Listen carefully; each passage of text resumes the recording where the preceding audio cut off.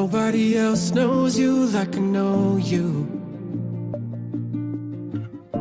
I see through your lies to what's there underneath. With all the endless nights that we've been through, to feel your touch feels hard for me to believe. I got tired of waiting on somebody, someone who could make me feel the same as the way I felt when I was there with you. No, this isn't just because I'm lonely. No, this feeling isn't gonna fade. Really, there ain't nothing else that I can do. I feel the weight of your gravity pulling me closer, losing my sanity. I wanna come over, 'cause your love is like living on pins and needles. You ain't nothing like other people, your gravity's pulling me closer, pulling me closer.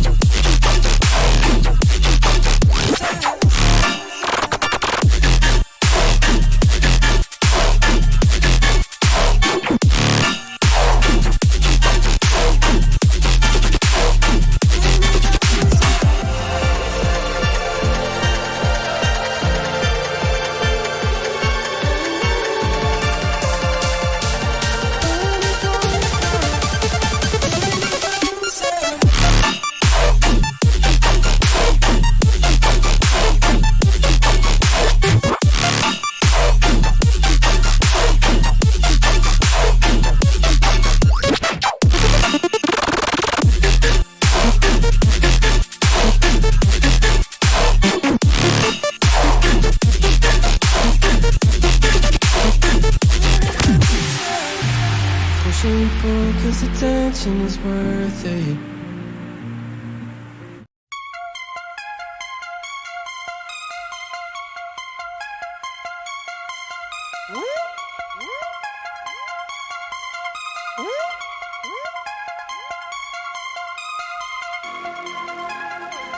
Ladies and gentlemen, this is Macadelic.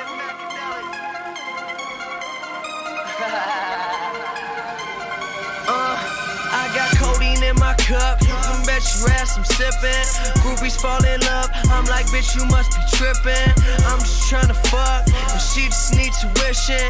Why you tryna stunt? You need to play your own position. Never gave a fuck, and nothing about me changed. Still roll up them blunts. Got diamonds in my chain. Yeah, you heard me. I got diamonds in my chain, and it don't make a difference if you crying in the rain.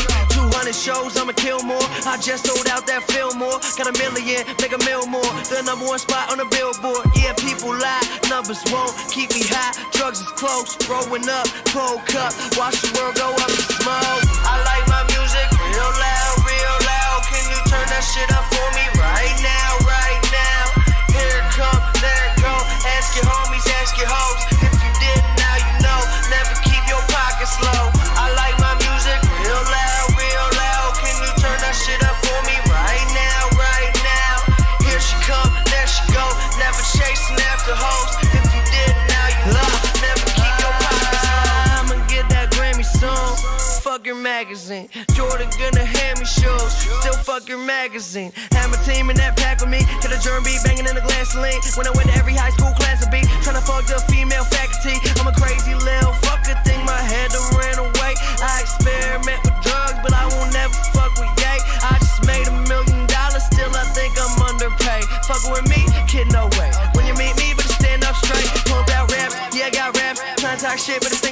for the pesos, getting bankroll, I'ma lay low, chill. Didn't let that stack, people lie, numbers won't keep me high. Drugs is close, throwing up, cold cup, watch the world go up in smoke. I like my music real loud, real loud. Can you turn that shit up for me right now, right now?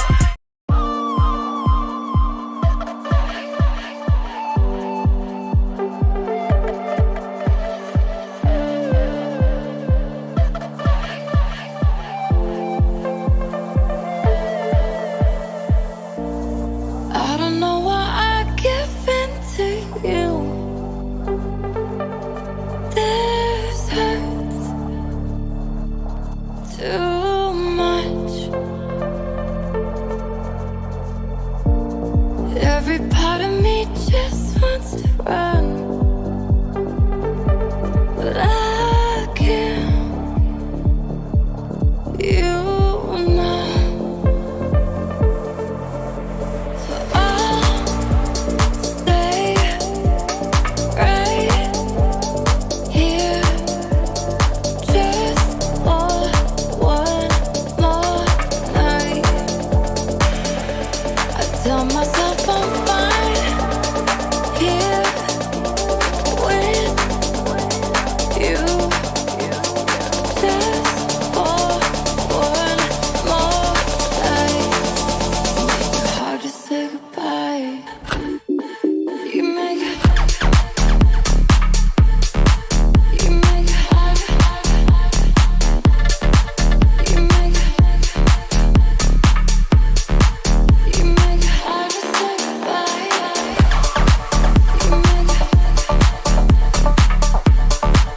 You make it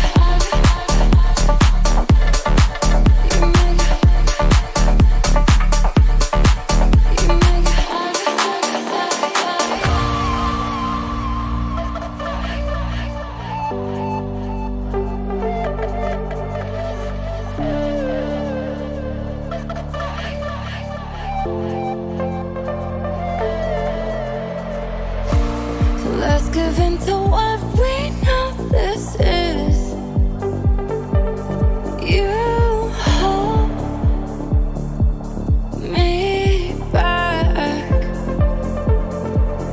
yeah. And I hate when I know that it's wrong, but I can't stop that.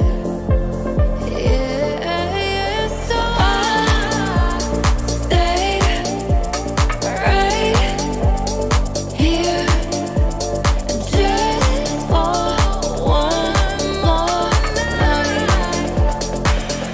I tell myself I'm fine here with you just for one more night. You make it hard. Yo. What's going on, everybody? How's everyone doing?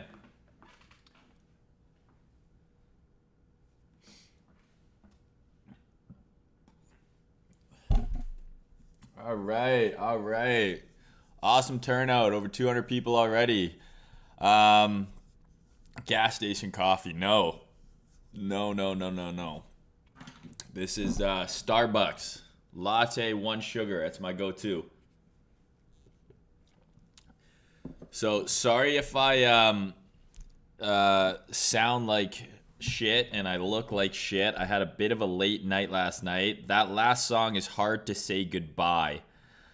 It's by Ikali and Elenium. If you want that track, the one before that was Mac Miller, Loud, R.I.P. to Mac Miller.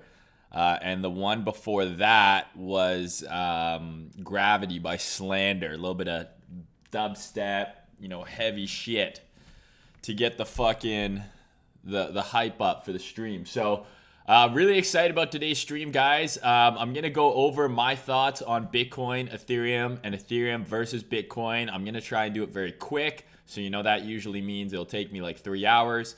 You know, that being said, I'm still very stoked. So we got a guest on today's stream. We got Roman joining us. So those of you who don't know who Roman is, I've left his Twitter in the description of the video here. So he's got a YouTube channel as well. He does streams.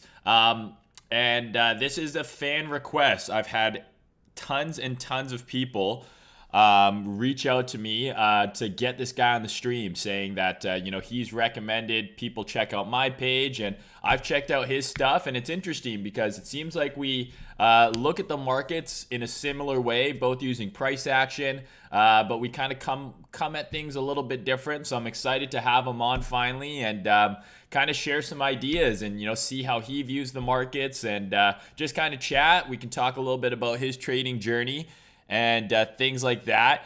Yeah, I'm looking forward to it. I think it's going to be a lot of fun. So if you want to check him out, again, everything is in the description of this video. So I'm going to go through my charts real quick, and then I'm going to give him a call. We're going to get him on the stream, have him mark up the charts for us. You can ask some questions, and should be a fun one. And if you guys want me to do, you know, more of these guest featured streams, I'm happy to. If there's people you want me to talk to, you know, let me know.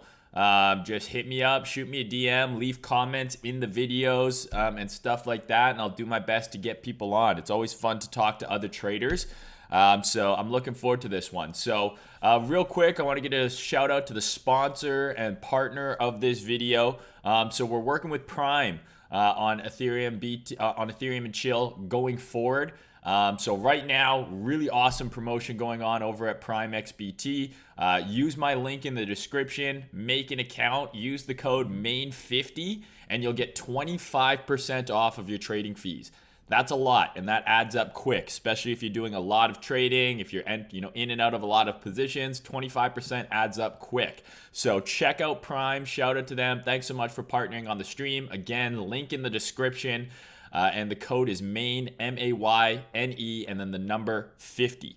All right, so let's get into it right now. So had a video that I posted last week, my last altcoin video, where I kind of talked about Ethereum, Bitcoin, but I also talked about Bitcoin and Ethereum specifically in that video, as well as the ratio. And I talked about the potential on Bitcoin for a move down towards 53. We were kind of talking about two potential scenarios. We were either going to see, you know, a move up to here and then a move down, or we were saying this might have been the bearish retest and we might get that move down from here. So we saw that move down, and we're now getting a reaction here. You know, at the 50 on the fib, we came just shy of kind of this SR level that I was hoping we'd hit. So I personally did not get long. It's the weekend. Stocks had one of their, you know, kind of larger, you know, red days in a while. We had the new COVID variant, you know, COVID season 4, 5. I don't even know what season of COVID we're on right now. All I know is I wish this show would end. Yeah, so, you know, big red day in stocks, transportation stocks got smoked, you know, stocks were selling off, you know, the futures were selling off after close, new COVID variant, all this shit going on, talks of new lockdowns and all that shit. And I was like, you know what? Also Thanksgiving, obviously, happy Thanksgiving. Hope all of my American followers are full of turkey, you colonizers. Yeah, so I was like, you know what? I'm going to chill. I went flat on all my long positions. I didn't have any of my bids filled. I'm not convinced that this is the bottom yet. It could be. I hope it is. What we're going to do is what we always do. I'm going to give you some up or down bro scenarios, some levels I'm looking at for price to have a reaction.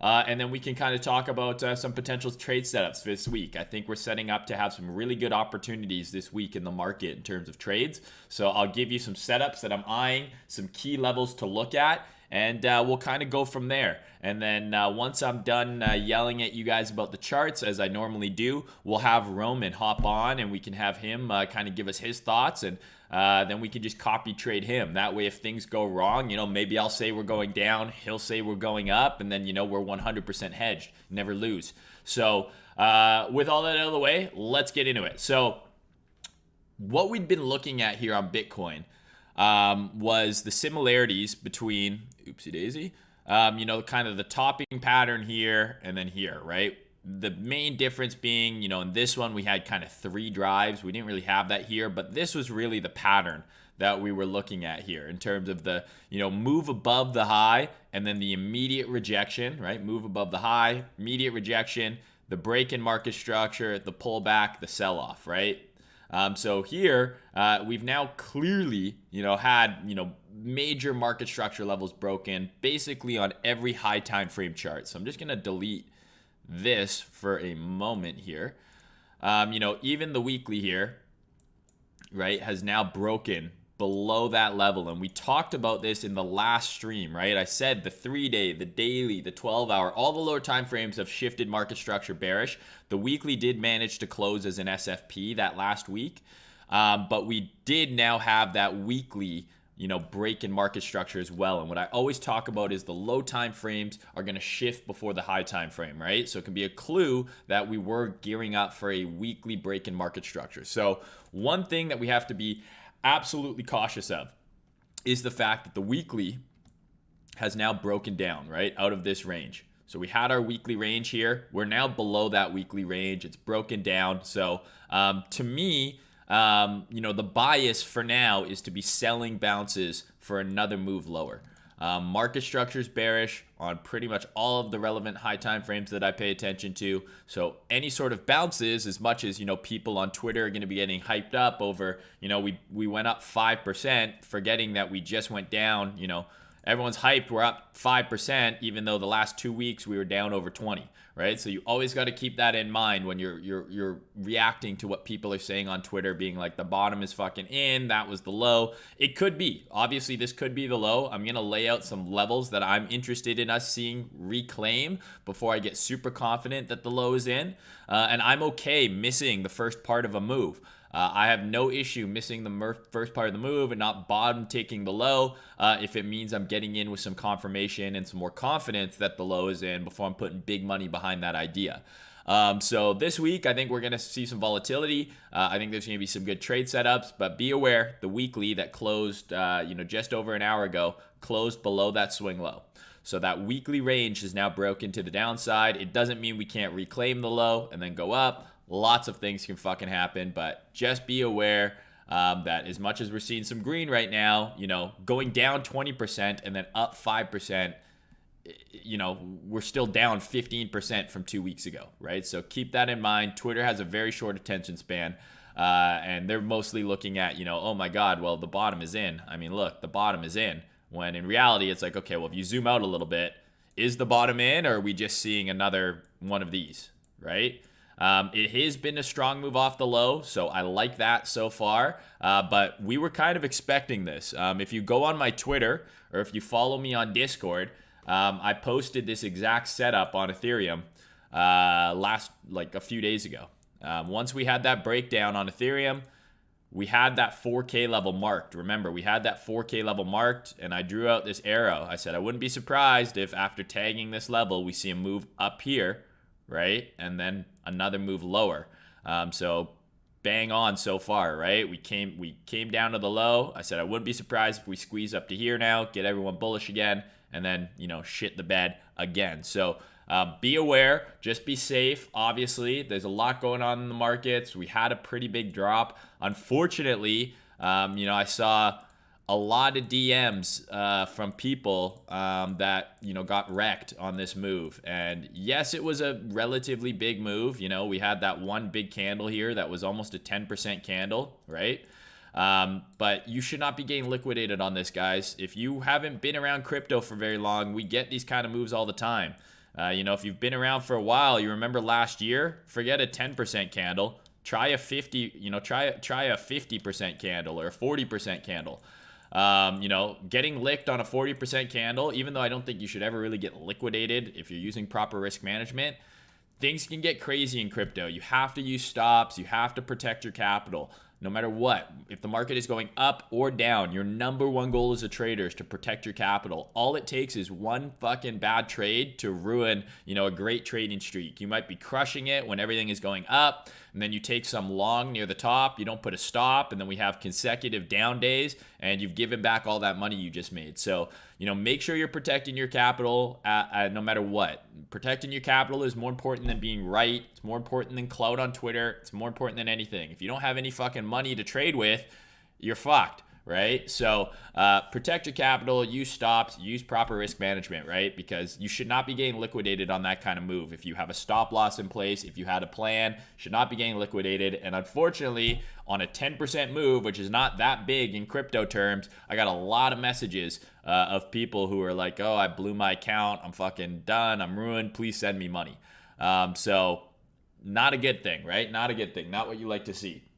So we're gonna talk about Bitcoin first here, and then we will get into Ethereum. We'll quickly cover Ethereum, BTC, and then we're gonna talk to our boy Roman. So real quick here on Bitcoin, you know, the range that we were watching on the weekly, right? The range we were watching on the weekly was this, right? So then when you zoom in, we were focused on this range. We deviated above the high, broke back in the range, gave a nice retest, sold off, right? And now we're below that range. It looks like we're working our way back in right now, but you got to remember, right? This is still lower highs and lower lows for now, right? Just broke another low. So if we can make a higher high, and effectively, if we can reclaim this order block here, right? So this order block, right, or this SR area, whatever you want to call it, that generated the last low here. If we can get above here, absolutely, I'm interested in targeting up into like 63K. Okay, I'm interested in targeting up to here. But this still has to be defeated. Why is this level relevant? This is the order block that broke market structure to downside. So this is a bearish order block, right? Market structure is bearish on all high time frames, and we're now retesting a bearish order block. So the first thing that comes to my mind is I'm looking for opportunities to short. If we see some weakness here, if we see some rejections within this area, swing failure patterns, low time frame, you know, because the low time frame is bullish now. If we see the low time frame start shifting and bearish, getting back in line with that high time frame trend, those are going to be things that I'm looking at as you know, opportunities to sell into. If we get above here, what has that done? That has made a higher time frame, right? A 12-hour, and it will be a daily as well, break in market structure to the upside. So then all of a sudden, this bearish order block here, if we break above here, what do we have? We now have a higher high. This now becomes a breaker. We took out that low. We're back above there. I'm now looking to buy a retest of there up into here. Okay, so those are the main things I'm going to be watching for this week. This area that we're in right now, okay, that we're trading in right now. I don't like that block anymore. I'm going to redraw it here. This area right here, okay? Let's see how we react here early this week. Are we putting in the high of the week early, or is the low of the week already in? Okay, going to be watching this area closely. If we see weakness in here, basically anywhere here, right, into that range low. If we see weakness in here, I'm looking to short this for another leg down towards like 50. If we flip this area, I'm now looking to long up into this previous floor, bearish order block that never got tested. Remember, when we were here, I was hoping we would come up and test here. What happened? We came up into the bearish order block, rejected. Same thing here. Hoping that we might get that test here. What happened? We came into the bearish order block, rejected. So exact same plan is here. We're up into the bearish order block right now. If we reject here, don't be surprised. All of the high time frames are bearish. We just made a lower low. Okay, we're retesting a bearish order block. If we reject here, don't be surprised. However, if we're able to flip this, I would be looking to get long up into that 63K zone. Okay, so regain the range low, flip this bearish order block into a breaker, make a higher high. Now I'm looking to long the dip towards 63K. I do not care at all that I missed this move. I don't care, because between here and here, I'm going to be able to get a 3R long trade. It does not matter if you bottom ticked it here, but your stop loss is, here, and your target was here, and it still only worked out to 3R. Our trades, it doesn't matter who got the better entry. All that matters is risk reward. If your trade is 3R and your entry is $2,000 lower than mine, but my trade is also 3R, I don't give a shit, right? I have a very clear plan here. If we're able to get above this, okay, I can then enter a trade. You could have your stop here. You could have your stop at the range low, below the breaker, and into there. That's a great trade if it plays out. So that's the long scenario that I'm looking for early this week. Now, on the bearish side, everything is bearish in terms of market structure. So I'm not calling bottom yet just because we've seen a few green candles, literally 2 12-hour green candles, and everyone thinks the bottom's in already. So if I start seeing some low time frame bearishness in here, right? So if we start rejecting in here, like let's say we do a little bit of a pullback, okay? And then we run above a high like this, and then we break, oops. A little bit of a pullback, we come back above, and then we do this. Something like this, for example. That to me would be a sign of weakness and telling me that this trend is about to shift back to the high time frame trend, which is bearish. Okay, so some sort of deviation, swing failure pattern, or if the 1 hour chart just comes up here, we put in a low, a high, and then we break a low, okay? And then we break another low. That to me is signaling, okay, this was a retest of the bearish order block. The trend is shifting back in line with the high time frame trend, which is bearish. I'm looking to get short, targeting below here. Okay, so pretty straightforward plan on Bitcoin right now, I think. We're looking to see how price reacts at this bearish order block, because the last three, right? The last three here have all done the same thing, right? Rejected, rejected, and it's just stair-stepping down. So let's see if we get another rejection. If not, how do I flip my bias to bullish? I want to see a higher high get made. I want to see this level get reclaimed, and then I'll be interested in getting in longs. So those are the two scenarios that I'm looking at on Bitcoin. Is that abundantly clear?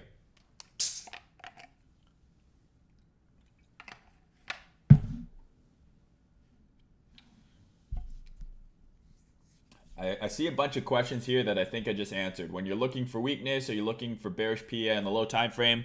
I just explained that. Yes, the weekly has flipped bear, right? The weekly broke that swing low. Doesn't mean we can't go up from here, right? You can break a swing low and then go up, right? But just be aware that we did break that weekly swing low. So I want to see us reclaim this range low and reclaim this and shift market structure bullish. Okay? So we could do this, right? We could reject here, but then if we put in a higher low, then yeah, I might be interested in getting long here, right? So the two long scenarios really are flip this zone now or pull back, but then defend this low, put in a higher low. Those would be the two long scenarios. So a reclaim of the range low, flip that block, I'm targeting 63, okay? Reject here, put in a higher low, I'm interested in longing to here, and then I would probably hedge, and then if we break through here, add back, right? If we just get weakness in here right away and this rejects hard, I'm getting short in there, okay? So that's a long plan and a short plan for Bitcoin laid out there. Looking for shorts into here for now, and even on the higher time frame, right? The weekly is flipped bearish. This is your weekly order block that sent price into a new low. So if we come up here, this is another area that you want to look for reasons to potentially short. Okay? Because this is a weekly bearish order block. It's the exact same as this. Right? Go look at what happened on Twitter here. Everyone's like, the bottom's in. We're going to make a new all-time high after 2 green weeks in a row. And then nuked it. So you got to be aware, this weekly candle generated a new weekly swing low. This weekly bearish order block generated a new weekly swing low. So we have to be aware, if we come up here, this is the area that you want to be looking for signs of weakness. And you can actually look here and you can see what I mean. We'll zoom in here. What do I mean by signs of weakness? We rallied up into it, and then what happened? Rallied up, we've got a swing failure pattern. We've got a break in market structure. The 4-hour went from being in an uptrend to being in a downtrend. Perfect retest of the bearish order block, and then it shit the bed. Another break in market structure, right? So if you didn't short up here, your second opportunity is short, another SFP, another rejection at the bearish order block. So that is what I mean by weakness. This is your trend shifting back in line with the high time frame trend. Everyone is, the weekly trend is this, right? This is an uptrend on the low time frames, just like this. And people get caught into this saying, okay, we're just going up now, forgetting that, hey, this is actually just a retracement in a high time frame down leg, right? And this is just a lower high, right? So you got to be aware of that. Definitely want to be paying attention as we come up into this area here, okay? And the fibs line up as well. Whereas if I pull my fib from here down to the low, right in that zone is your sweet spot, right? If we get above here, I'm pretty sure the low is in. And obviously people would be like, of course the low's in. We're up 10,000. But if I don't care, right? Like I'm not longing a break of this and putting my stop down here. But if we get above the 7.9, make a higher high above here, I'm not targeting here. I'm targeting like 80,000, much higher. So that to me is your kind of high time frame confirmation that, okay, this was, you know, a down leg. We're now shifting back on the higher time frame. But for now, this is where we're interested in getting short for another macro lower high, potentially, right? So this is where you got to be careful. So even if we do get in that long scenario here, right, I'm taking profit here and I'm hedging and I'm looking for reasons to potentially short another potential down leg. Okay, so I think that's pretty clear on Bitcoin. I tried to make it as concise as possible. But I hope that's pretty straightforward for you guys. In terms of my higher time frame buy the dip zones, right? This is from last week's stream. We've got our 3-day breaker here. Okay. That is and this is like kind of key SR. We just front ran it. I don't know. English is hard. I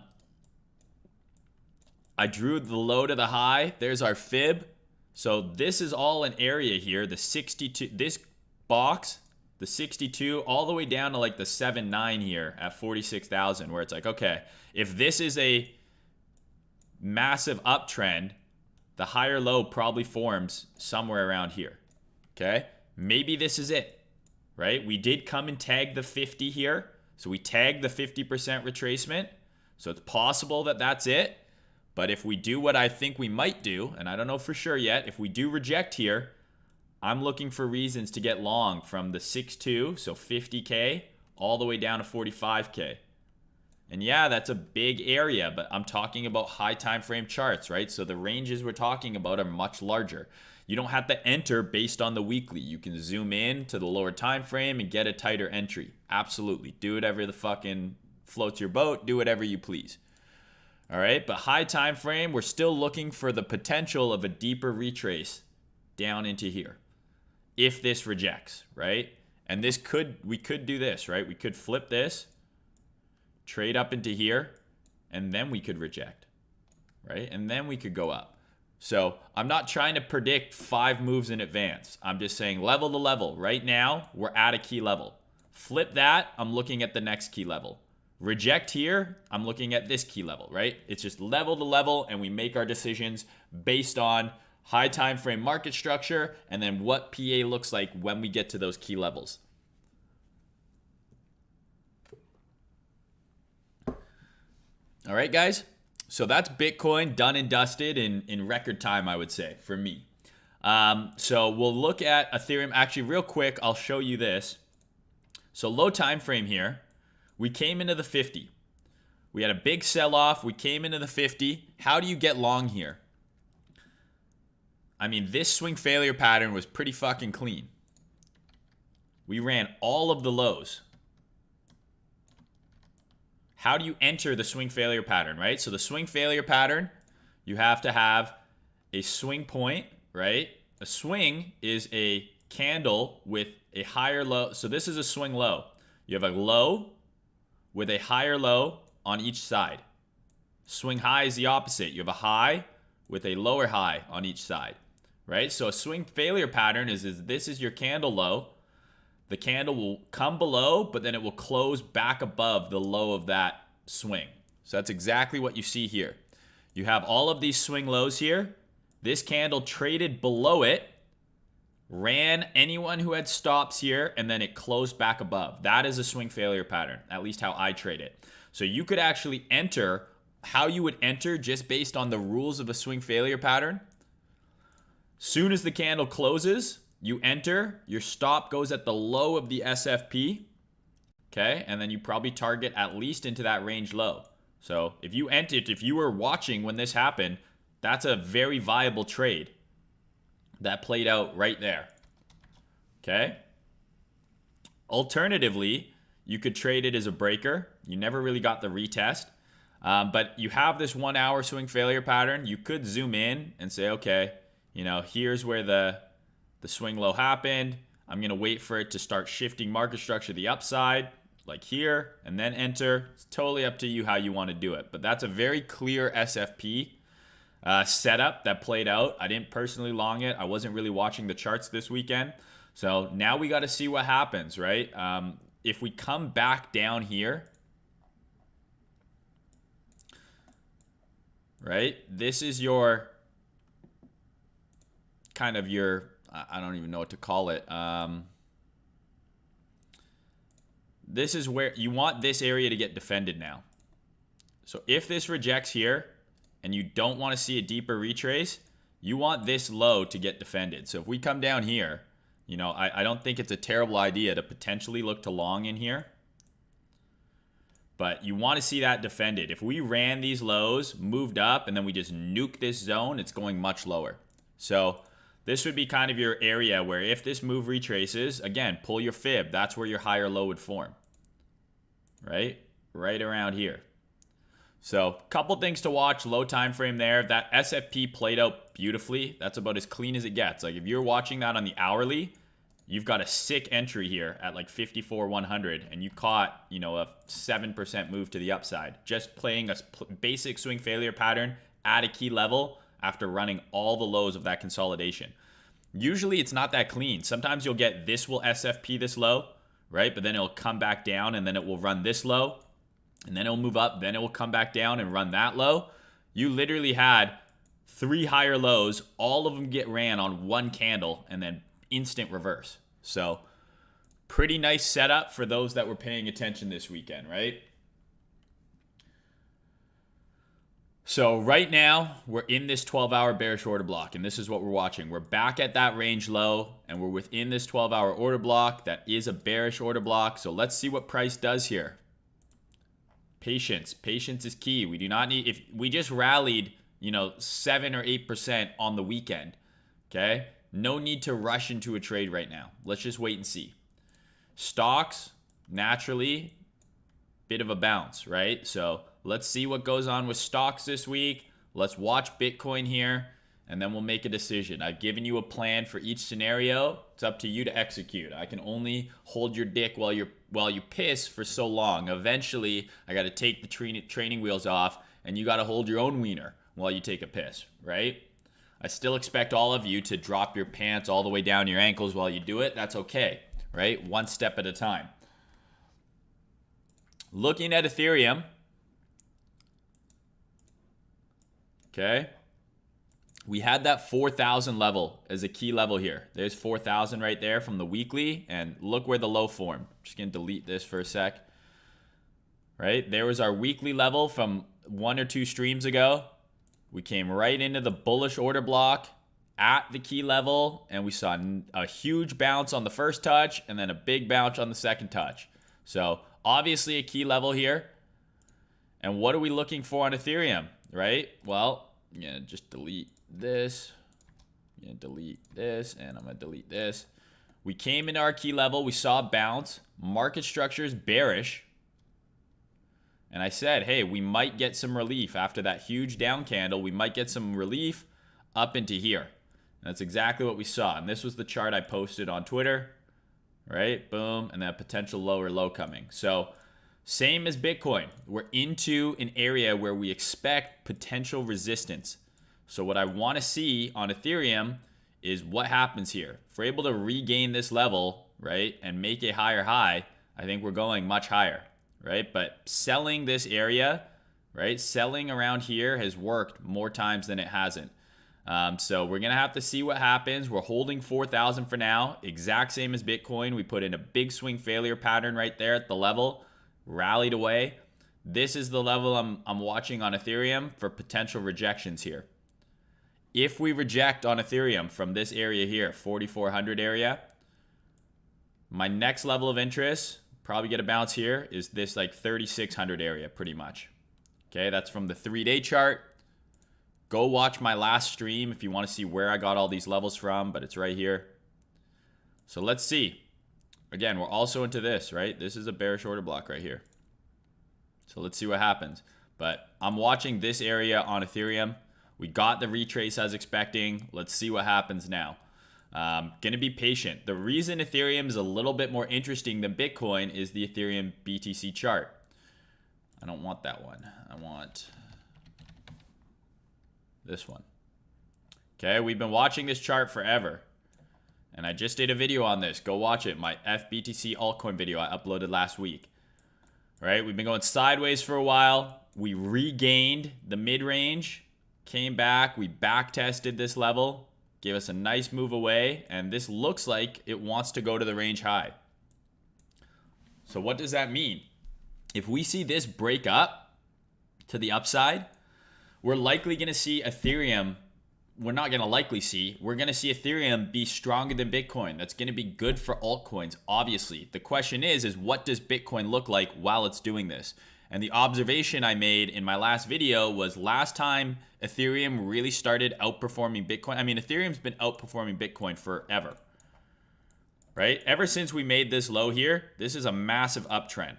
So outside of small periods of this, right, for the most part, since the start, like for the last 2 years almost, Ethereum has been in an uptrend relative to Bitcoin, right?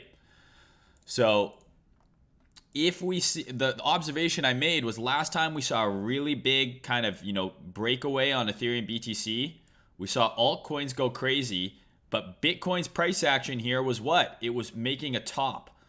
So if we see Bitcoin, which looks like this right now, come up to like 63K, while this breaks out and Ethereum makes a new all-time high, what happened here? This made an all-time, this broke out, Ethereum made all-time high, altcoins went crazy, Bitcoin looked like shit, and then when Bitcoin put in that lower high and dumped, the entire market shit the bed.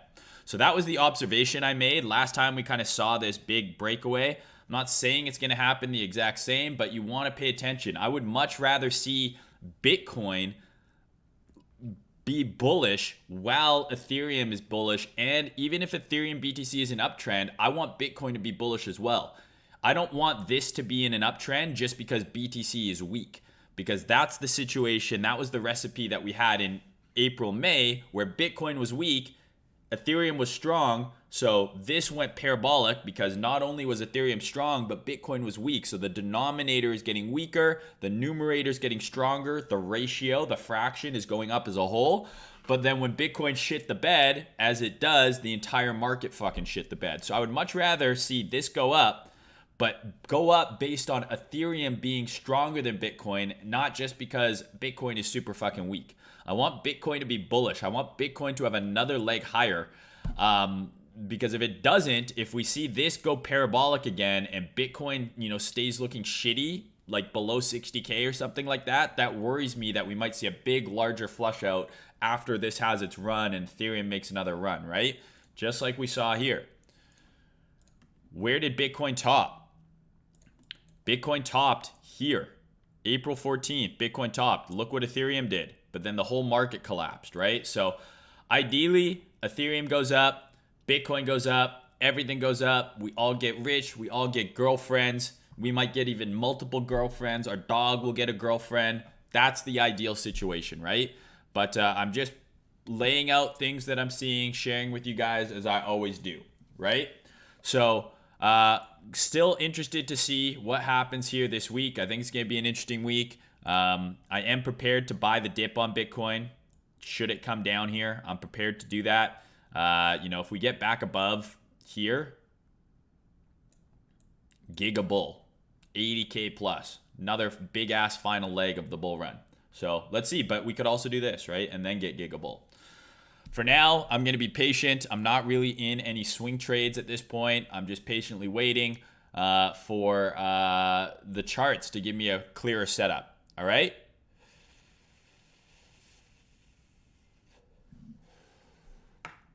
So that's all I got for Bitcoin. That's all I got for Ethereum. I covered Ethereum BTC briefly. So give me a half second here. I'm going to get Roman set up, and we're going to get him in here, and he can tell me why everything I just told you is wrong, or maybe he'll agree with me. Who knows? I'm going to quickly look at the chat, but if you guys got any questions for Roman, leave them in the chat, and I will ask them. So I'm just going to shut off the video for a sec while I get this going. Give me a half second.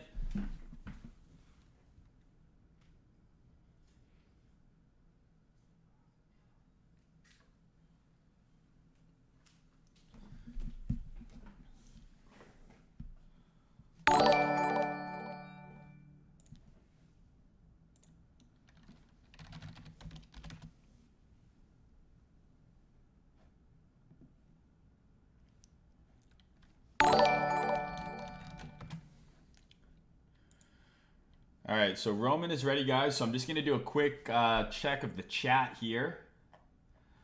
Can you please explain swing failure patterns? I just did. Can you check FINA token? Maybe later. How do we see the order block we're at? I'm not sure I understand that question. I would say use your eyes is probably the best way to see. Mayne has a bunch of videos where he explains SFPs. Go check his other vids. I agree with Lachlan. I have videos on order blocks, on ranges. You just got to go into my YouTube channel and dig in there. I will add to my question, entry with tight invalidation so I can trade with styes. Okay. What the fuck? I had my limit orders set at 0 to negative 2,000 based on your tweet. Can you go over that TA trader Mayne? Yeah, that TA was based on the fact that, this is a giant Ponzi and it's going to zero. Just like Peter Schiff said, there is no inherent value, intrinsic value in crypto or Bitcoin. It's all going to zero and you're all going to be poor. And those of you that have moved out of your parents' basements are moving right back in. God damn it, Mayne, I love you. I love you as well. And I mean that in a non-platonic way. I think all you northern hemisphere brains are about to be blown with our boy Roman. Strap in. All right, I'm looking forward to it. My TA is godlike after learning from ICT for years. That's awesome. Took that trade but closed early. Could have gotten another 2R. Well, it sounds like you made money and no one goes broke taking profits. For breakers, once a candle closes above, is there a viable long and you always wait for the retest? That's up to you. I mean, ideally you wait for the retest. Sometimes the retest doesn't come, right?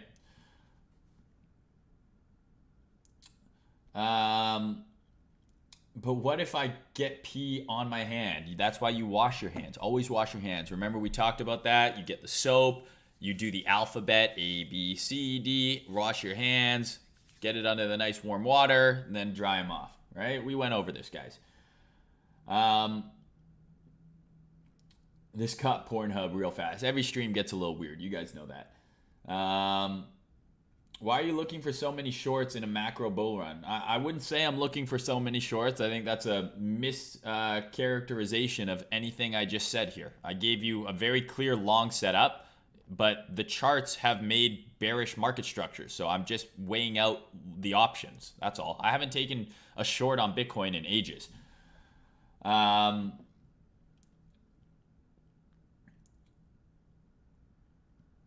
My wife's boyfriend can finally fuck off. Exactly. When Bitcoin hits 100K, your wife will dump her boyfriend and she might even have sex with you again. No promises though. Let's fucking go, Mayne. Let's fucking go, Brian.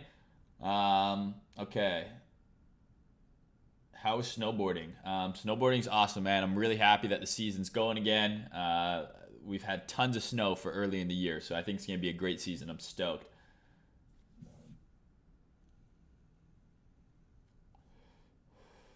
Hey, Mayne, did you know Roman before today? I know Roman because a bunch of people in the comments always come and say, hey, Roman directed me to your videos. You should have him on stream. So I DM'd him and we made it happen. It's all for you guys. Everything I do is for you guys and for money, obviously. Do you rather to buy BTC than ETH on the dip? So if Ethereum, Bitcoin is in an uptrend and both are dipping, Ethereum likely will outperform on the bounce, right? And you've already seen that happen. Take the low to the high here on Ethereum. It's up 11%. Take the low to the high here on Bitcoin. It's up 9%, right? So not by much, but that difference is the Ethereum BTC ratio. And I've done a video on exactly that. Sponsor logo. My editor is telling me I forgot the sponsor logo. You're right, I did, and we're gonna have to fix that in a moment.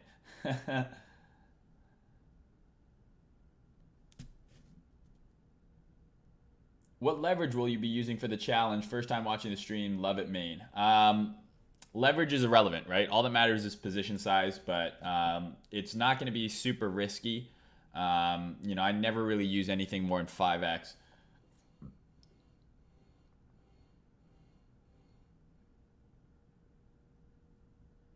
All right. How many Bitcoins do I need for a girlfriend? My face is a 7, my body is a 6, my dick is a 3. I'd say before even worrying about how many Bitcoins you have, work on that self-esteem, my guy. Get in the gym. Stop speaking negatively about yourself.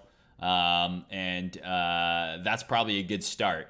Come on, man. You got to be your own biggest fan. You know that. But I would say at least 1 Bitcoin to get a girlfriend, if I had to quantify it.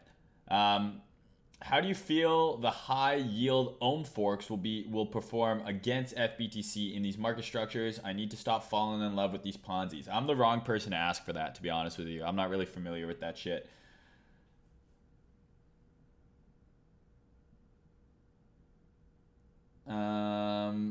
Okay. Does your mom watch your channel? Yeah, and she tells me to swear less. What level snowboarder are you, Trix? I am a very high level snowboarder, I'd say. I've been snowboarding since I was like 7 years old. I used to do crazy tricks and shit like that, but I'm old now. So now I just like, you know, I like ripping in the trees and going fast.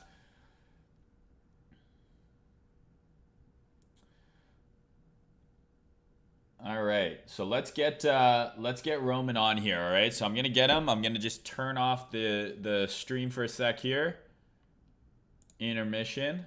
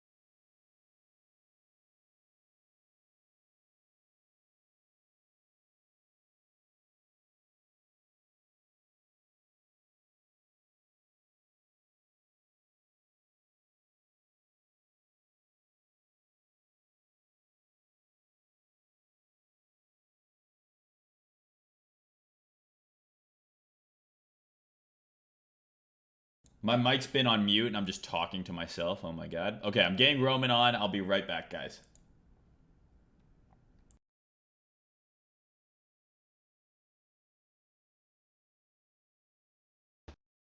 Hey, dude. Yeah, good. You might have Sec. Guys, can you hear Roman? Just say some words. All right, can you guys hear me? How's this? How's that?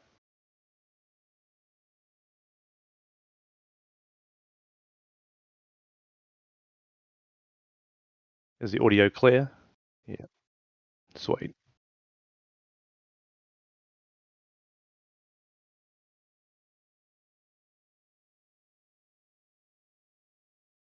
Sweet, I'll do that now.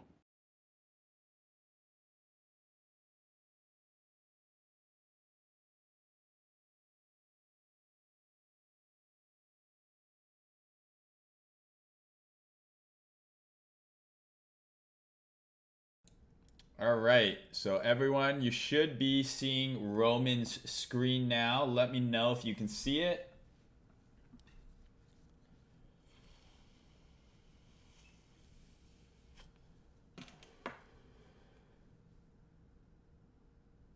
Wait, is that working? I think so. I mean, I can see it, which means they should see it. Okay, thumbs up. So let's just start with this, bro. Let's do a quick maybe intro. Who are you? How'd you get into trading? And we can kind of start from there. All right, sweet. My name is Roman. I've been trading full time for about 4 years. I got into crypto mid 2017 during the dump in July. Had no idea what I was doing, but I've got the ability to pick up patterns pretty quick and learn very quickly. So I started to notice before I even knew technical analysis was even a thing that you were able to start longing or shorting or buying spot or whatever your approach was back then, based on a few certain things I picked up that played out over and over again, which then led me down the rabbit hole of learning about candles, trend lines, trading view, and it's just been a huge snowball since then. I absolutely love data, I love statistics, which go hand in hand with trading, I think. So what would you like me to cover? Let's get into it. Yeah, so you've been highly requested. I've had tons and tons of people come on my streams saying, that they've been sent by you, so I appreciate that. And a lot of people wanted me to do a joint stream with you. So it's interesting to hear that, you kind of started off trading from like a pattern recognition standpoint, right? So you're into data, you're good with pattern rec, and then obviously you've taught yourself some what I would call price action, and kind of realized, and I think what a lot of people realize is there is rhyme to the reason, right? Patterns repeat in the markets, and things can actually be predicted to an extent using things like candlestick patterns, trend lines, supply and demands, things like that. And I love how simple your type of analysis and the type of analysis I do is. And that's what drew me to it the most. Like when I first got into trading, I actually really got into indicators and stuff. And I found that, all of these indicators were just kind of displaying price and volume in a different way. And once I realized all you really need are the candlesticks to really get kind of the meat and potatoes of what's going on in the market, I was able to clean up my charts a lot better, get a lot less noise, and get something that worked for me. I definitely like to tell people there's no right or wrong way to do it. If what you're doing works and you're making money, do it, right? Just because I do it differently than you, it doesn't mean I'm right and you're wrong. But personally, price action is what kind of spoke to me and what made the most sense to me. And it's cool to see, someone who learned a different way, but, kind of ends up with similar results. I love always talking to them because I think there's a lot of ways to, skin the cat in trading. And I love to talk to other traders and, just see what they do and what works for them. And I think it's a lot of value for people as well. Okay, they're saying you're a little loud here. I'm going to turn the volume down here a little on my end. Yeah, it's on my end. I had it maxed. So why don't you give us, and guys, Roman's Twitter handle's in the description of the video, so check it out there. But why don't you give us kind of your view on Bitcoin right now? Did you get bearish near the top? Why? And what are you looking for now in terms of areas of potential reversal or potential further downside? Sweet. All right, I'll get into it. What I might do, I've got some stuff prepared for your viewers. I like to actually give a bit of a show on. So I might just get into some stuff first, and then we'll go into Bitcoin as well. This is what I look at. I try to break everything down into horizontal trading ranges, and then I approach every other aspect of trading styles like patterns or naked price action itself, SFPs, divergence from RSI, Ichimoku, I look at the market from everyone's perspective and then make up my own from that. And it seems to give me a huge accuracy within the market when you can understand everyone's perspective, but you've still got your own trading style.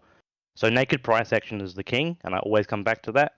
But I use these other things as like a point system, and then add from that. So like when we were back down here, I was looking to get long, while a lot of people were freaking out because it was just for me, it was just trading range, right? This is support. I think you might refer to that as an order block. I'm not sure, and then which has then been a demand zone since then. So I usually trade the market as horizontal ranges, and that's my go-to. And then I'll just bring up a naked chart. I'll show you how I played this morning. That might give you an idea, and your viewers an idea of how I approach the market.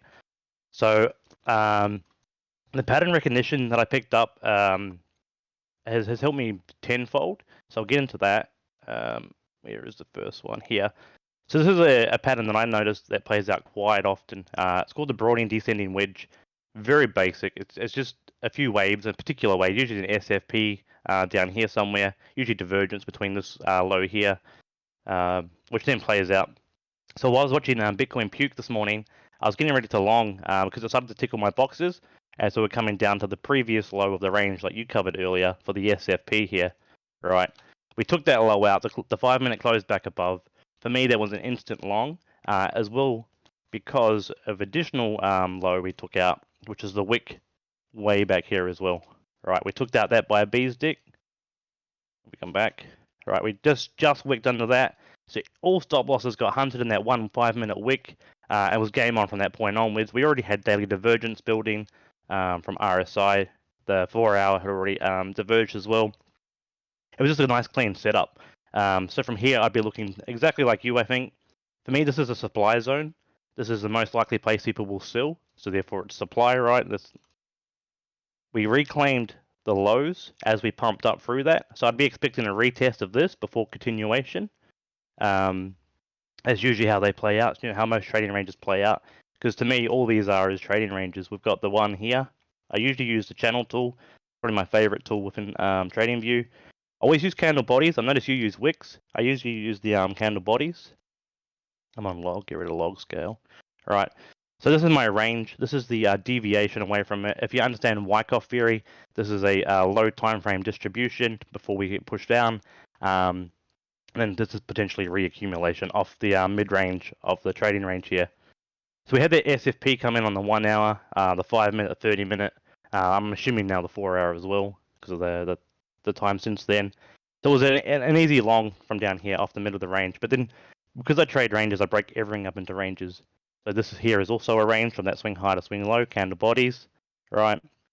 And then I'd also treat what the current price action between here and here as a range as well. So if you get to one side of it, I then assume we're going to the other, especially if you get some kind of like rejection of it here after an SFP. For me, this is an SFP here. I don't know if you'd call it one. Where we've come up, we've actually swung the high of the previous candle's wick here. We've swung the high, we've then closed back under, and then we puke. So I'd short that, or hedge there, expecting exactly what played out. So I think your logic wouldn't have called that an SFP, right? Well, if you go to the hourly, it'll be an Yep. SFP, right? So I got you. Yep. for most people, they'll look at it, you know, okay, the 3 candle kind of swing is the easiest way to describe it. But if I see a high time frame, like a weekly candle wick above the previous week and close below, I know on one of the lower time frames that was a legit SFP. But that's a little bit more of a advanced concept. I don't try and confuse people. I say, like, at least initially you want to see that kind of swing low get run. But as you stare at charts more, it's no different than, like, I can look at the 4 hour chart and be like, okay, this is like a daily supply zone here based on the 4 hour chart, right? So an SFP, the strict way is kind of what I explained to you guys earlier. But anytime we run above a high and then close right back below it, even if it's not like a perfect wick, it's really, think of it as a deviation. That's all an SFP is, right? We ran above a high, closed right back below instantly. To me, that's a sign of weakness. Yeah, I agree completely. So the way I approach it, like this one here on a lower time frame will be the SFP. So on the time frame I'm on, if I'm watching the 1 hour, for instance, if I go back to that SFP here, you'll see it come in and then reclaim the dominant level, and then it's pretty much game on from that point onwards here on the higher time frame. Usually what I look for when we come into these SFPs is 3 particular dips, and on the third dip we usually breach trend if you're using slope trend lines. I think they're a bit of a meme and they shouldn't be traded off, but they are good to approach the market from this perspective, where if you understand the market structure that's forming, it's usually that third wave down here is where the SFP happens. And while the SFP happens, you'll notice on say the RSI, not that one, where are we here? On say RSI, the bull dip will form in this last low like that. So you get a few different confluent factors all at once, and that's when I'll take the trade. I get very confident once we've reclaimed that horizontal level after the SFP. So on this 5-minute time frame we're on at the moment, we can see this one little candle swung the low of that previous wick, claimed higher. I'd be then interested in looking for that time frame or higher, looking for the reclaim of this level to lock in the higher time frame SFP there, or the way I refer to it as an SFP, which then gives you that nice clean bottom entry here, right? It's those 3 dips I'm looking for in particular, and then the SFP on the third one. So 1, 2, 3. We just had the same thing again this morning here on the low time frame. For me, I love maximizing my risk to reward, so I've fine-tuned my ability to pick bottoms without ending up with smelly fingers, right? So on that third dip here, we breach trend and we SFP. There's bullish divergence here on the low time frame. Take that trade, and then your risk to reward is amazing from that point onwards. Are you putting your stop? Are you putting your stop at the low of the SFP? Is that how you define your risk? Yeah. Yep. So I'll long the open of this candle. I will not front run the SFP because we know very well in the last few seconds that could just puke.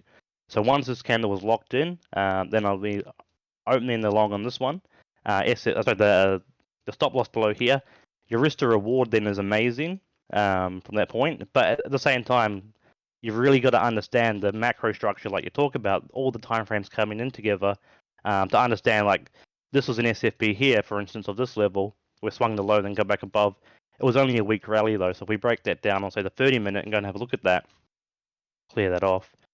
So even though this was the way I look at the market would be, this would be an SFP with a bit of a pin bar here.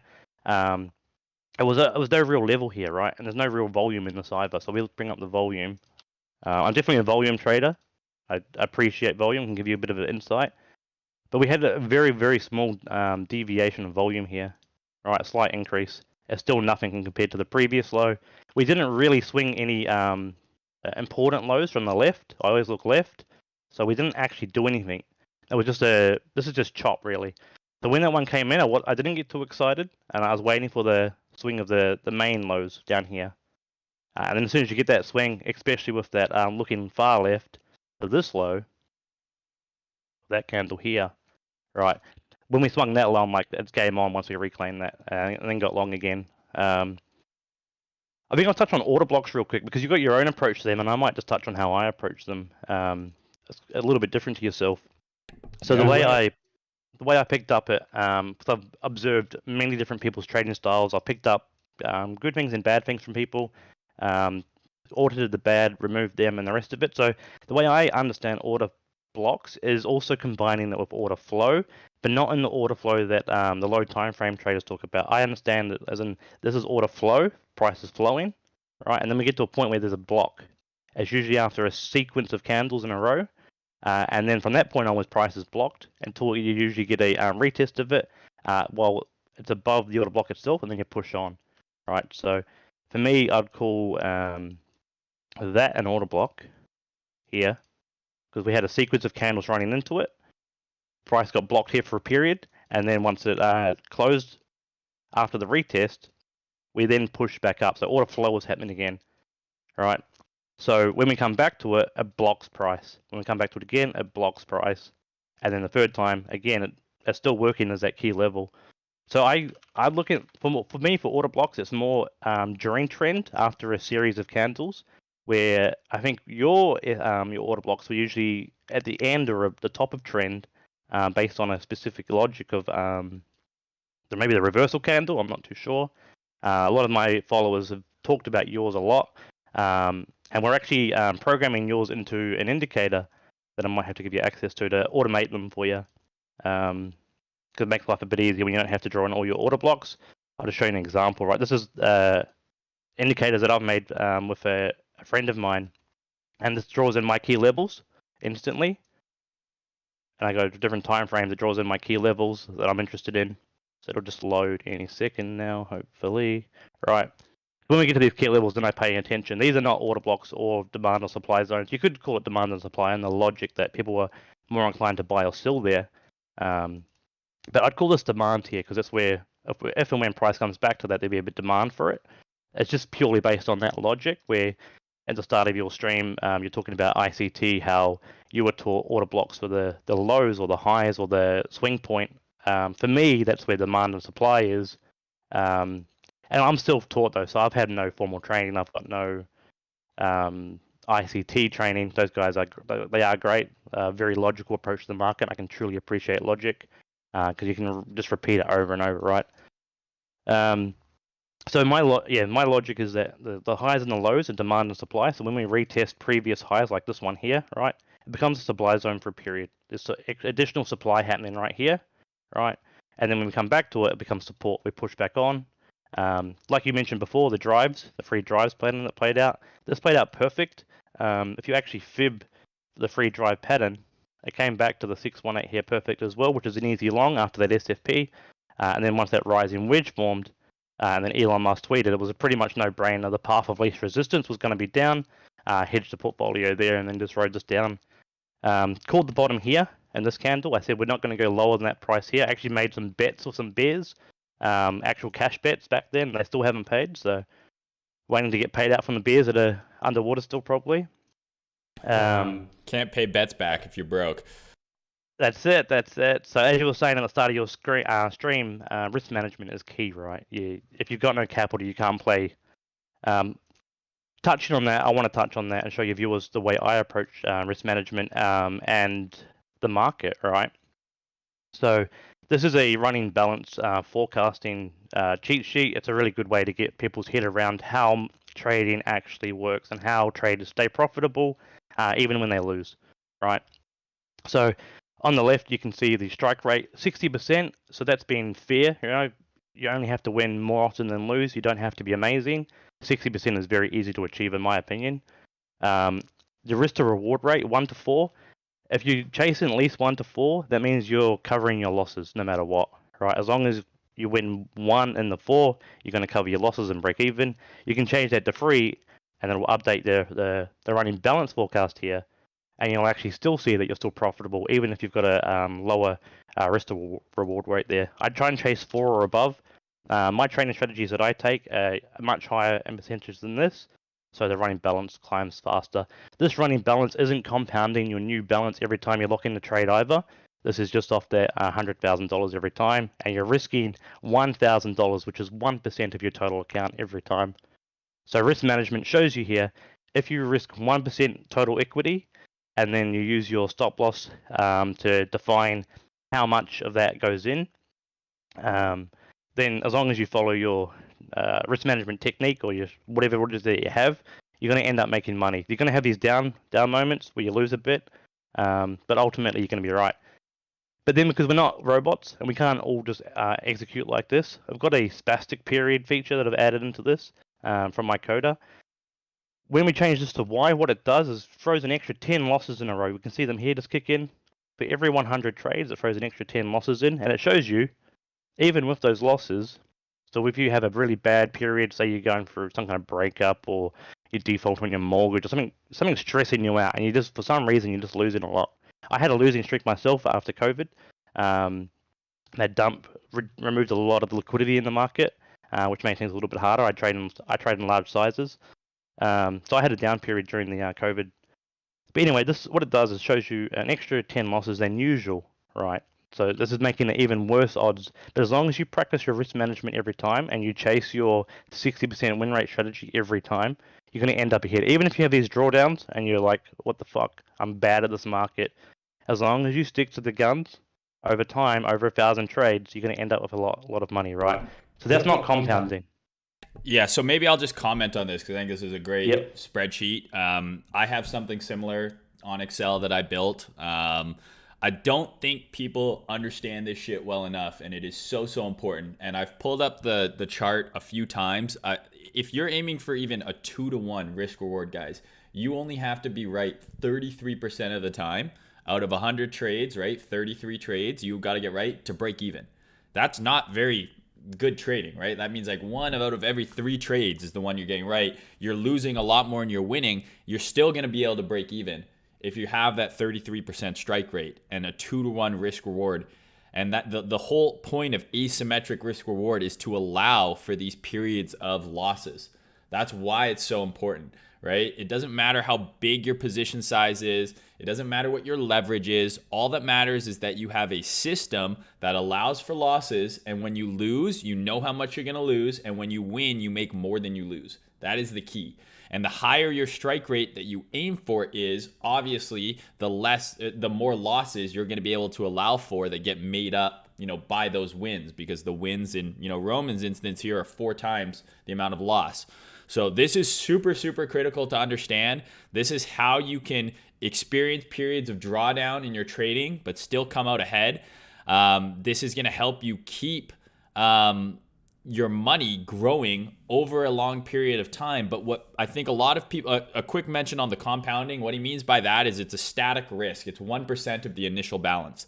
He's not so if you win a trade, now your balance is 104,000. It's not 1% of that. It's 1% of the initial 100,000 every time. So if you actually were to compound, which a lot of people do, and that's a really good way to grow your account, is when you're compounding, okay, well, now my account's 104,000, my next trade is going to be a risk of 1,400 or whatever it is, and it will grow as your account grows.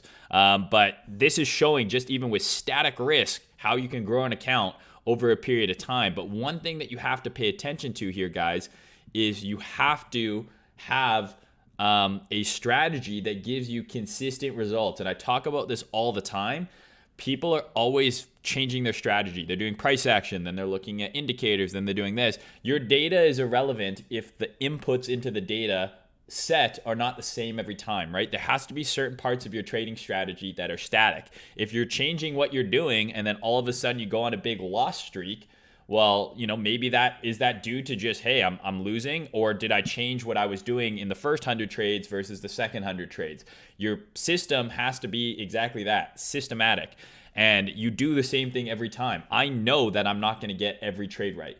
I know that already. And my system, because I use proper risk management, I aim for asymmetric risk reward, it allows for losses. And I don't get stressed out when I'm on a losing streak, because I know I'm going to get back on a winning streak at some point. And those wins are going to offset those losses quickly. So you have to have a system that, when he's talking about how much he loves data, your data is irrelevant if the inputs into the system are changing constantly. Right? First thing you got to do is figure out what is your system, what are your tick boxes to get into your trade, and you got to use those same things every time. Obviously, there's some discretion involved in trading, but the more objective you can be, the better. So this is the chart I'm showing you now. This is actually taking in compounding. Even with the spastic period where you have your emotional run of 10 losses in a row, you still end up with stupid amounts as long as you stay consistent. As you were just talking about, consistency is more important than accuracy. All you have to do is be 60% right of the time with a wonderful win streak, and after 1,000 trades, you and your entire family are retired. So you only need 100k balance to achieve that. I'm not saying this is possible. Everyone's going to be able to do this, but just for fun, change the balance to 5,000, because I know a lot of people here aren't trading with $100,000. So let's go 5,000, and we'll just change the we're using 1% equity, all right? So that means it'll be what? That'll be $5? No, $50. $50 a trade. $50 a trade. Yeah. So even with this is compounding, and even with the bad period, so the 10 losses in a row, this is a lot of losses. Look, you can see them all here. The maths is all there. It doesn't lie. And then you have your down periods over and over and over again. You see, even if you just stick to your consistency, you're gonna make it. All right. You've just got to really, like what you said, you need to have your go-to strategies that you've got the data on, right? So talking about that, while we're on that, I'll just show you something that I've done to help a lot of people out. I think this is where this has made a lot of people realize data is really important, and it's did a couple of simple price action studies with quite a few people, and what we did, we just cross-referenced basic market patterns with indicators and targets and the rest of it. We've got over 1,500 responses on, say, this one, and this is just based off the ascending triangle. I'm sure you know what the ascending triangle is. You would have seen that once upon a time in your journey of indicators and the rest of it. Definitely. So pretty much all in the ascending triangle is when price comes up to a certain point, it rejects, it comes back up to supply, and then rejects again. The third or fourth time, usually you break through while making high lows into that, right? It's not always as clean as this. Bitcoin loves doing this in a bull market. If you're taking ascending triangle trades in a bull market, your accuracy it's insane. The data proves that. So what we did was cross-reference that pattern with indicators and worked out, like, if you were to cross-reference an ascending triangle with, say, Ichimoku, how often was Ichimoku correct?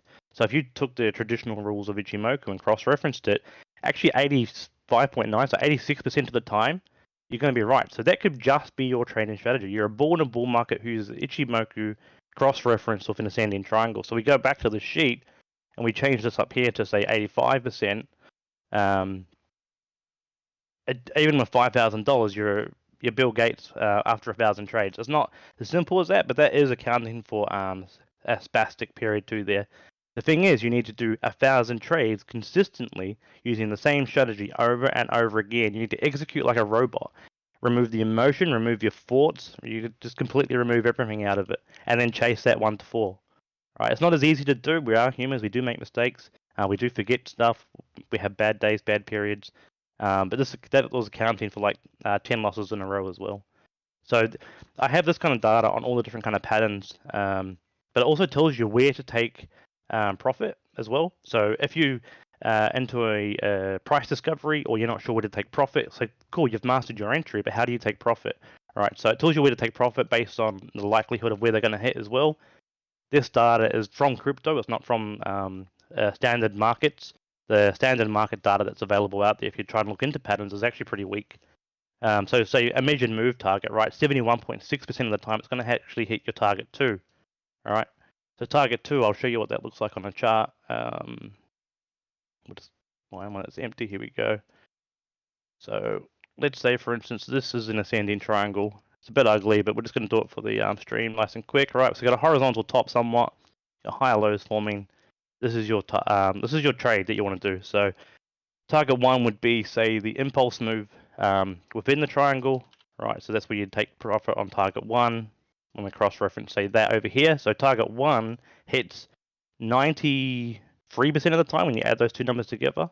Because if we hit target 2, that means we hit target 1 as well. So 90% of the time in a bull market, this will hit your target 1. That alone could be a trading strategy. You don't even have to chase target 2, you know.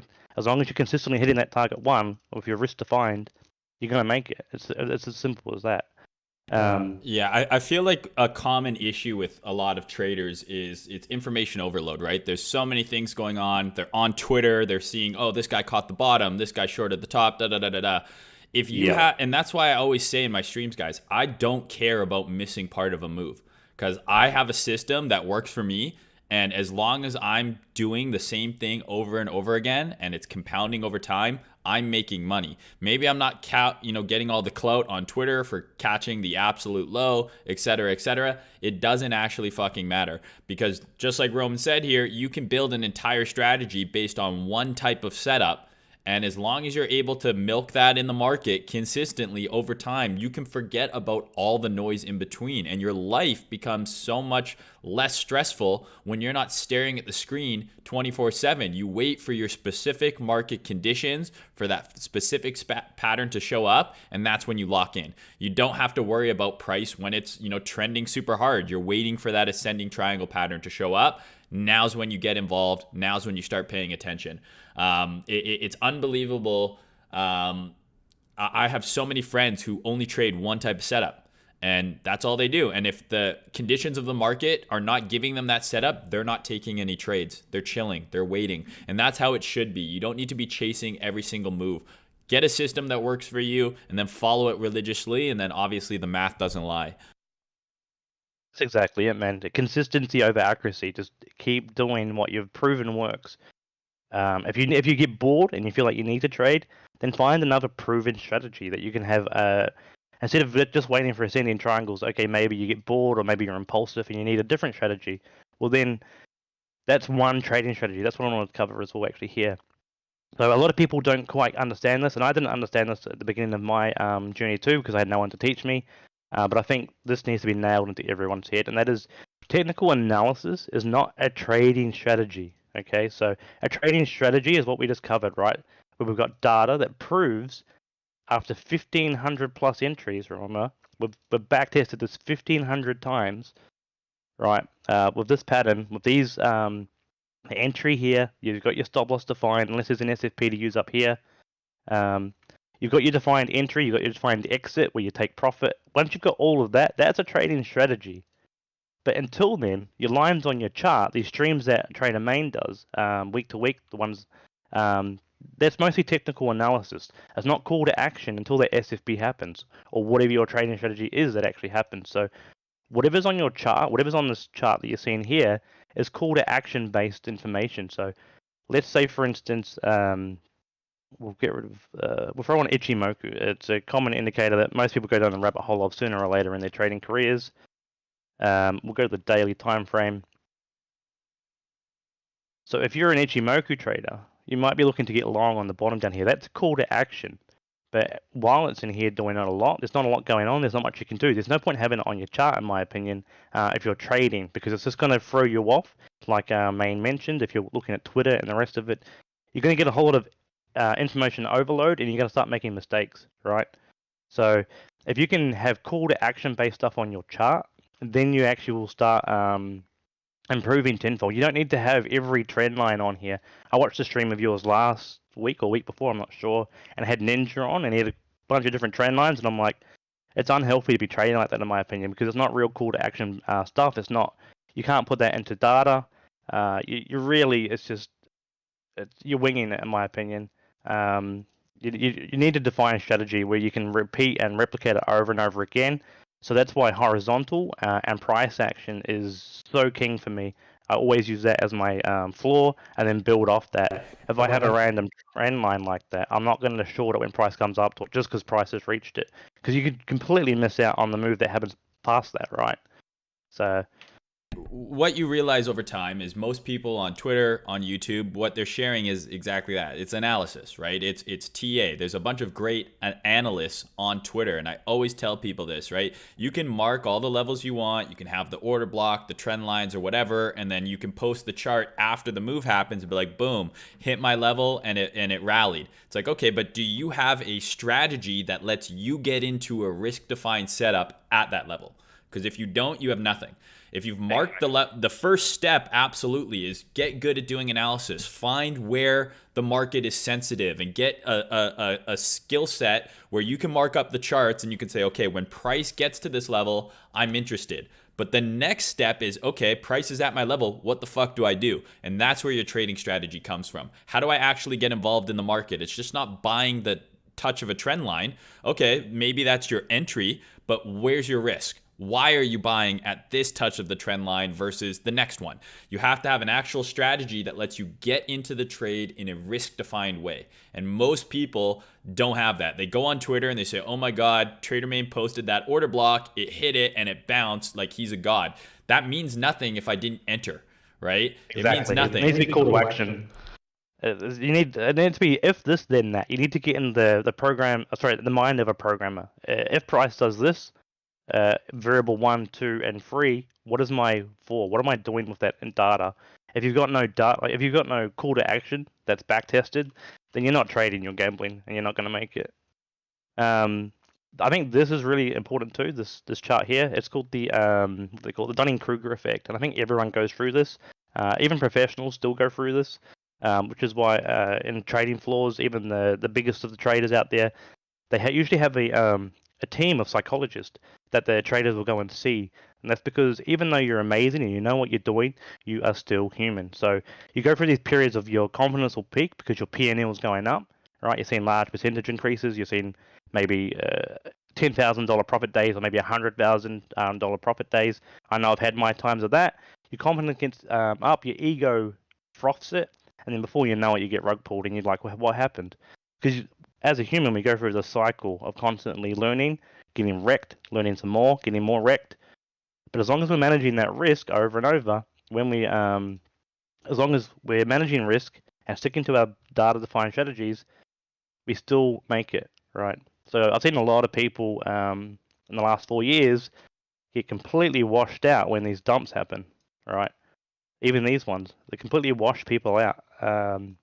They get liquidated, lose their entire account, lose everything. Well, everyone's And a they- genius in a bull market, right? Because it's, That's you it. know, when you just got a long support, which basically worked for months and months and months and months, what happens when the market conditions change? And I've been around long enough to tell people, I'm like, listen, yeah, I think we're bullish.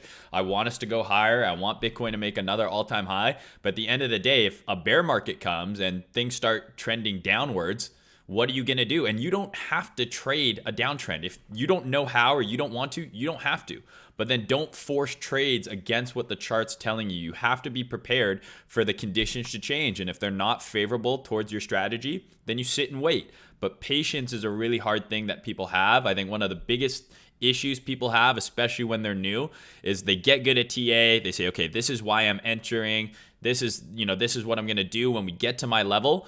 But then they have the issue of the time in between those things happening, right? So, okay, here's my key level. Well, now you got to wait for price to get there. And it might not get there for a while. Do you have the patience and the ability to sit there and sit on your hands and not do anything until all of those boxes are, lining up in your system? I always talk about a tick box, right? I have multiple boxes that need to be ticked before I'm willing to enter a trade. And if it does not tick all my boxes, I don't take the trade. And it might even work out. It didn't tick all my boxes, but what I thought was going to happen happens.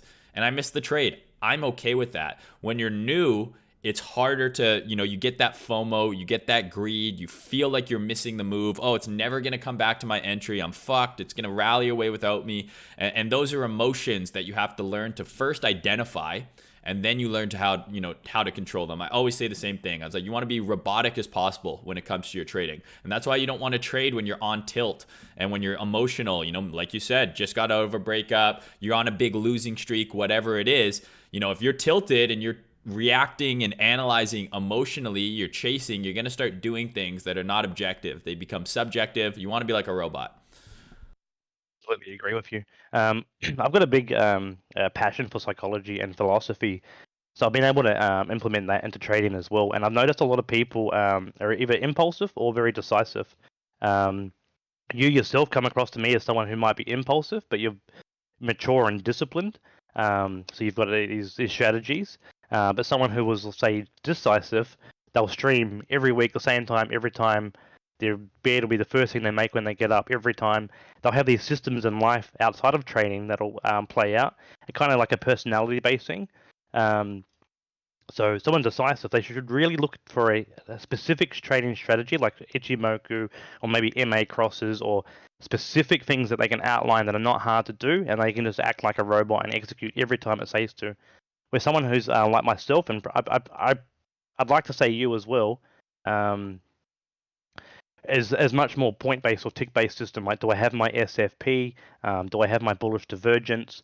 Do I have the level reclaim on the rally back up? If those three things happen, I'm going along. So that's a point-based system. But if you had, say, an Ichimoku cloud down here, it's a support, and then you also had like a key order block over here as well, then you can add more and more of those ticks. And then if you can get a lot of these ticks, then you can also probably increase that risk appetite too, or add to it as it starts ticking these things off. So you got 3. Okay, I'm going to take a position. The 4th thing happens, I'll take more of a position. I'll add to the position. Depends on how you trade and approach. But I think as long as people audit themselves and realize what kind of person they are, they can then play their strengths. For me, I'm an impulsive person. I'm disciplined in my approach to that. But I want to be able to trade more often than not. When I was trading, day trading anyway, and that allowed me to have maybe 10 different strategies that I can somewhat mix and match a little bit because I knew the data of each of them, which kept me trading more often than not. So that's kind of, yeah. I think that's a fair assessment. I'm definitely an impulsive person. When I first started trading and then I kind of started building my first initial strategy, I was very, very rule oriented about it. As I got better, as I had more money where I didn't need to chase as much. Hold on one sec. I'm so sorry. Keep talking there. You're right. I'll keep talking. All right, I'll show you guys why he's on the phone or whatever that was. Just my approach to the market that's quite different to others. So Doge went crazy in the last 12 months, right? A lot of people made a lot of money in Doge. This was posted in 2020, all right, just after the crash in Bitcoin. It was just posted on the halving of Bitcoin. So this is well before Doge has even moved, and it's actually started to bleed out. The thing I wanted to show you guys is just how markets are cyclic, and once you understand the cycles of them, you can start profiting. So we noticed back here on the BTC halving, and back in 16, that it just bled out to the 17 sat level, or the 15 sat level that everyone talks about. I think it's 17 on Binance, and then took off, right? After the halving, bled out, took off. And then came back to that level again. So all data aside, you can see that these particular levels and cycles all play out to these little mini pumps, big pumps, and the rest of it. We can see here that that level is for buying. That's a demand zone for me. That's where I'd buy. So when price came down to my demand zone after the BTC halving, because we've got data here that shows it, that's what played out last time.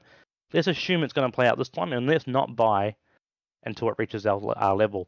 But because we also understand the cyclic nature of it, we're able to predict where the next major pump will be. Right, so you buy and then hold. We can actually see this play out by pressing play, and we can see it came perfectly down to our level. This is published, so you can't edit it, by the way. It's a great thing about TradingView. It gets rid of the LARPers, right? So it came to this level here, and perfectly launched off it straight into the next major pump, and you were able to ride generational retirement gains, right? You could put $50 on that, and you could have retired if you'd played this chart. Another one. This is where my charts used to look like when they were messy and the rest of it. I'm still finding my edges, but the market cycle, right? It played out. Everyone brought the top. I was actually able and fortunate enough to sell up here, pretty much to the hour because I was tracking CME at the time, and I knew that the big money coming to the market is not going to long or continue to long an extremely parabolic market, right? So I was able to sell here. I told everyone in my socials to sell, and then we just we waited, traded somewhat of this, and then waited for the bottom. And then this was a bottom depression come in, and we can see that this plays out.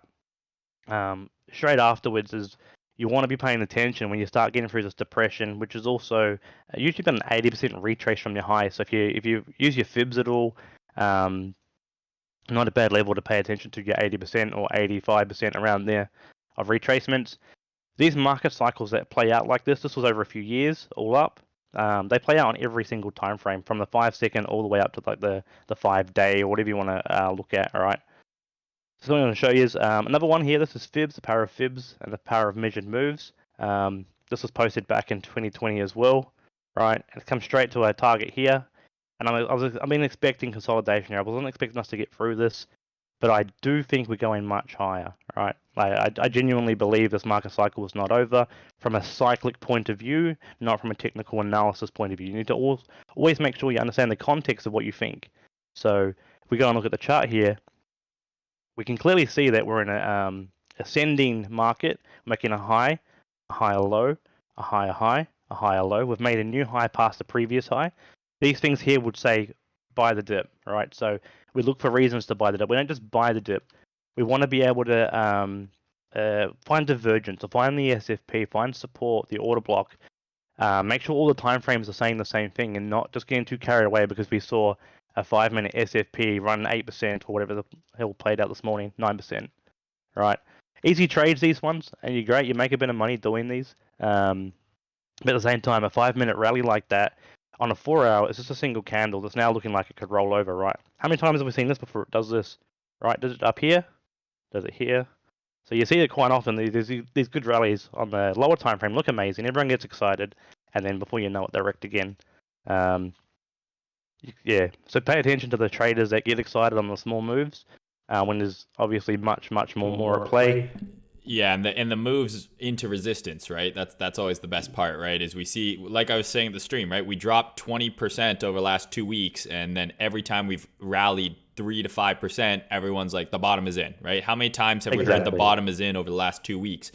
It's when people stop saying the bottom is in and they think we're going much lower that usually the bottom is in. So that's kind of the sentiment analysis that then you can also get to kind of build into your trading is one thing I use Twitter for, right? Is okay, I'm following certain people, I'm seeing what the sentiment of the market is, and there's going to be accounts that you can follow that you will see, you know, every kind of top, they're euphoric, every kind of bottom, they're extremely bearish, and it's almost like clockwork. But yeah, you counter trade them. yeah, I've got a list of counter traders. So do I. So do I. Yeah. I think everyone has a list. You keep it private of who you kind of look for, who are kind of highly emotional at tops and bottoms, and that's what makes the market, right? That's what that Wall Street cheat sheet is. It's not a chart. It's a chart of human psychology. You know, as the market cycles over and over and over again. So I don't want to keep you here too long, man. We're already coming up to like an hour and 40 on this stream. Is there anything else you specifically wanted to cover here? Simple things like this. So for me, that was an order block. This is a chart I posted about a year ago, saying if you're not in the market, you need to get all in pretty much now. And that was simply just off a weekly candle, naked price action really, of a key level through here. And it was, well, I think we're repeating that at the moment on where we currently are. We're doing the same behavior right here on Bitcoin over an entire year, though. So we go and zoom out of Bitcoin, everyone's getting freaked out about the highs and the lows. But really, if this wasn't the top, then this is definitely not the top based on my experience of macro. But this entire thing has just been reaccumulation, which means this bull run could go for another 6 to 12 months, in my opinion. We could just carry on. The super cycle could be very real that they meme about. The problem is though is people get lost in the low time frame, right? Like you said, they're getting lost on these low time frame pullbacks, forgetting the macro picture. And I had someone in the stream to say today, why are you looking for shorts in a bull market? It's like, I'm looking at the 1 hour chart here, and I'm looking at a potential short down to, you know, a couple, you know, percentage points lower. On the macro, you cannot tell me that this looks like we're putting in a massive higher low after coming out of that 40K range. Like that looks like it doesn't take a rocket scientist even on the daily here. This looks like an uptrend is forming. I'm looking for reasons to get long on the macro. I was just sharing some short-term potential price movements because a lot of people are day traders and they say, I don't care where we're going to be in a month. I want to know where we're going to be this week, right? Exactly. But the real money is made. I know he showed the spreadsheet guys where being like, listen, over 1,000 trades, the real money is made understanding the macro direction of price and then positioning yourself accordingly. Unfortunately, no matter how many videos you watch, most people will never make it actively trading. It's a very hard thing to do. I don't think most people are profitable over a long period of time actively trading. But you can make lifetime gains, retirement money for you and your family by being on the right side of the macro move and just positioning yourself in spot. Right? Most of the money that most of you are going to make are going to be getting into spot after huge dumps and then just waiting. I know it's not as sexy or as fun as, you know, catching the bottom tick on a trade, but the chances are if you bottom tick this SFP, you're already taking some profits. You're not holding that to 100K Bitcoin. But what you are doing is saying, okay, when we drop from 60 to 40 in a matter of a few days, I'm going to buy spot here and I'm going to 3x my money over the next couple of months, right? That's where the real fucking money is made for most people. I agree. I completely agree. All you need to be is exposed to the market for the upside moves. The majority of the money doesn't come from trading. It comes from holding in crypto anyway. You just build your capital 1% at a time, your risk 1% at a time to increase that. But ultimately, it's the holding, buying maybe the higher low that comes in here, and just riding this from that point onwards. You don't have to catch this. You don't have to catch all of this. You can improve your skills tenfold to be able to catch this kind of stuff, like myself or probably you. But you really don't need to. The money's made in the middle. You need to make sure that you're buying healthy uptrends and selling obvious downtrends, and not trying to hold in between. Unless your strategy is holding, then just write out whatever it is. Make sure you've defined your strategy first, though. And making sure that you have money to buy those dips and you're not losing it all in, you know, what looks like a major downtrend on the hourly, which in reality on the daily and the weekly is just a pullback before a higher low.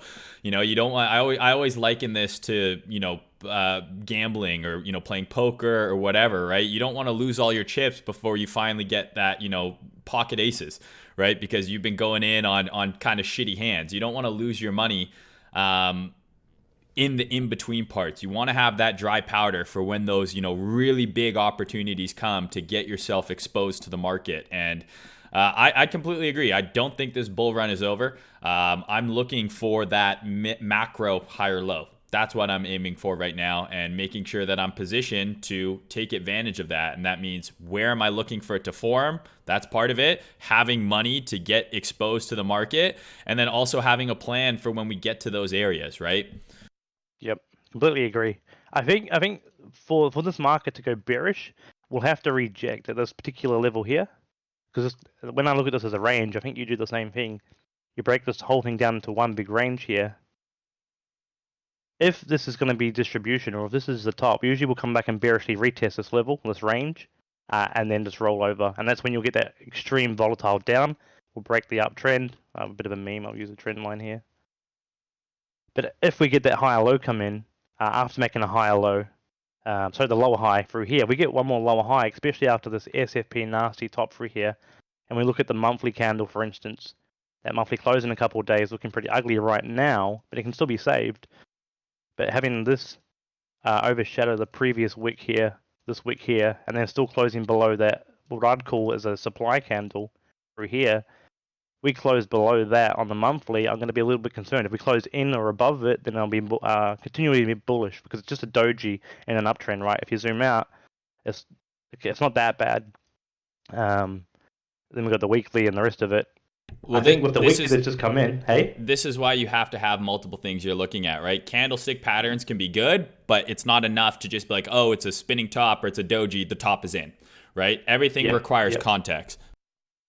Exactly right. So what I'm looking at the moment on the weekly, the macro, just for the structure we're currently in, this is currently a range we're in, a daily range.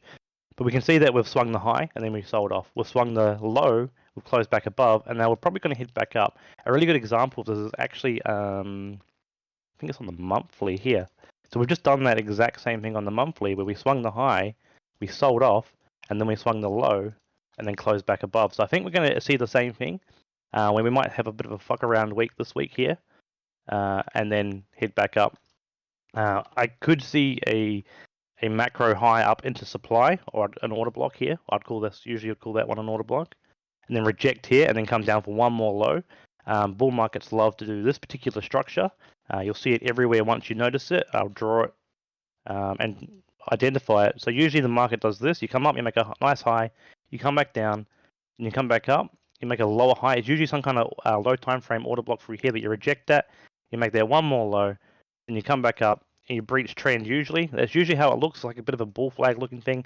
We can see that exact same thing right here, where you come up, you swing low, you come back up, you reject the previous range through here, come down, you accumulate, usually have one more higher low here on the trend retest if you're a trend line trader or you observe them, and then you push up.